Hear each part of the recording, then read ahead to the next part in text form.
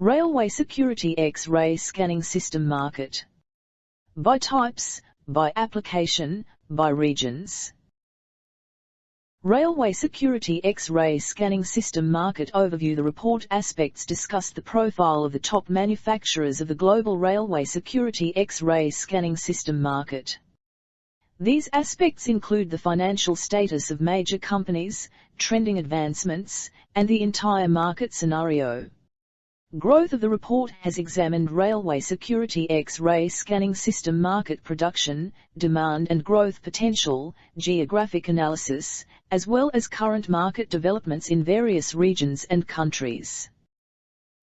Registering a CAGR of 1.13% over the forecast period, the market value of quad-band voltage-controlled oscillator, VCO, is expected to reach $113.270 million in the year 2027. Key players: OSI Systems, Smiths Dtection, Nuctech Company Limited, L3 Securitiy Dtection Systems. Market segmentation. By type: people detection, parcel and baggage detection, cargo and vehicle detection. By application: train station, subway station.